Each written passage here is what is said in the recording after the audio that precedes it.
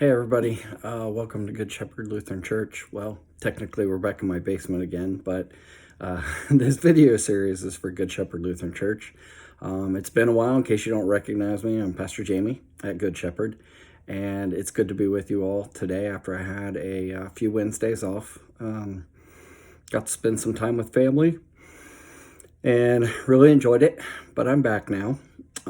Today I'll be reading the text for actually tomorrow, Wednesday, July 14th. I'm recording this Tuesday night because I had a couple things come up that I had to take care of on Wednesday that I wouldn't be around on my normal time. So I've recorded this ahead of time. But I will be using the daily text for tomorrow, Wednesday, July 14th, which is Amos chapter 9, verses 11 to 15. Before I get to that, though, I did want to let you know that next week I will not be doing my devotional. We have Amazing Grace Day Camp on next week, and that takes up quite a bit of my time during the day to even get something together to record earlier in the week. That would be kind of difficult. So I will not be with you next week, but I will be back with you on the 28th of July. Now our text for today. Amos chapter 9, verses 11 to 15. This is known as the restoration of David's kingdom. On that day I will raise up the booth of David that is fallen and repair its breaches and raise up its ruins and rebuild it as any in the days of old, in order that they may possess the remnant of Edom and to all the nations who are called by my name, says the Lord who does this. The time is surely coming, says the Lord, when the one who plows shall overtake the one who reaps, and the treader of grapes, the one who sows the seed. The mountains shall drip sweet wine, and all of its hills shall flow with it. I will restore the fortunes of my people Israel, and they shall rebuild the ruined cities and inhabit them. They shall plant vineyards and drink their wine, and they shall make gardens and eat their fruit. I will plant them upon their land, and they shall never again be plucked out of the land that I have given them, says the Lord our God. This is the reading of the Gospel of our, well, actually it's a reading of the Old Testament, the word of the Lord. Thanks be to God. Now I think it's important when we start out to talk about is to remind people that when we get to this, we're later, much later in the book of Amos, chapter 9. And against the backdrop of divine judgment, which we would have heard in the first chapter of Amos, the Hebrew prophet gives a message of hope in today's text. Judgment is coming, but beyond that day of judgment is a day of blessing for Israel. A remnant of faithful believers is spared from destructive judgment of Yahweh. And chapter 9 opens with a vision of the temple being shaken by the angel of the Lord, which falls and buries Judah and Israel under its ruins. Now, Amos lived about 760 BC during the reign of Uzziah in Judea and Jeroboam II of Israel. Isaiah was a contemporary of Amos, and it was a time of enormous prosperity in the northern kingdom of Israel. The sons of King Solomon ruled in the southern kingdom of Judea and Jerusalem. Amos has two contrasting themes, so to speak, of the dominant subject of Israel's sins and the coming judgment of the first 8 chapters. However, with chapter 9, verse 11, there's an expectation of a restored kingdom. God promised,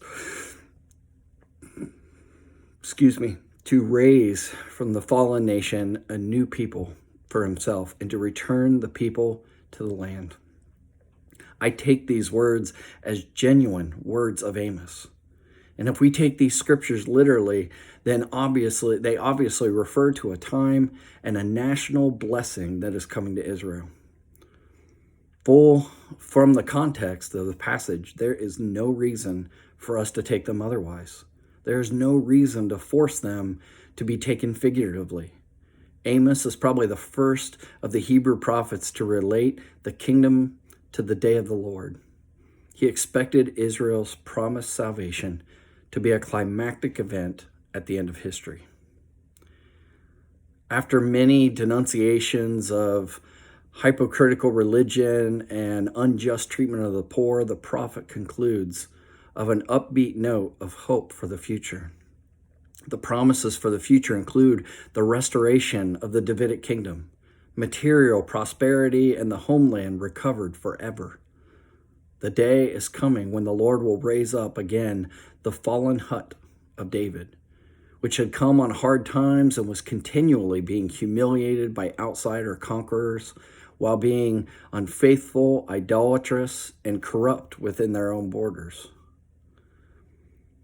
He says the hut rather than the house, perhaps to remind us of the humble beginnings of David, the shepherd boy who was picked out by God to succeed Saul as a king of God's people.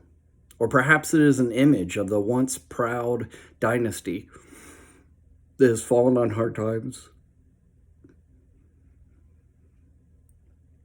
And I will rebuild as it was in the old days. That is, as it was in the glorious days of David and Solomon. Then they conquered the remnant of Edom, which was left in Israel's bitter enemy, and all the nations that bear their name. This will be the extent of the rule of Yahweh's anointed future king, recalling the many nations surrounding Israel over which David reigned.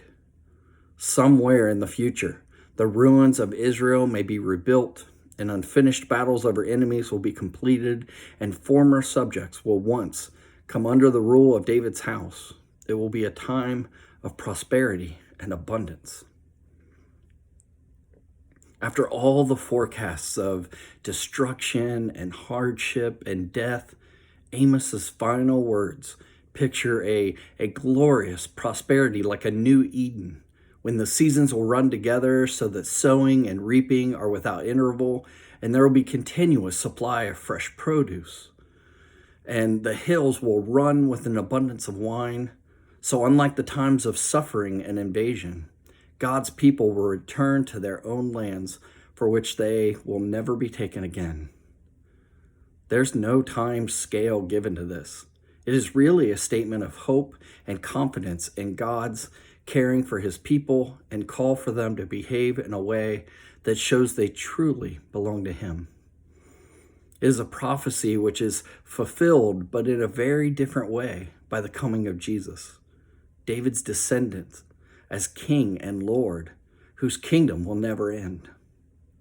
Whatever the circumstances of our lives, we too look forward to a time where a never-ending happiness, where we are totally united with the God for whom we were made. Our hearts are restless until they can find rest in him.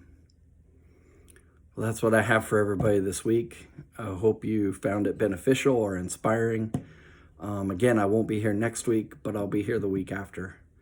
And until then, take care of yourselves and each other.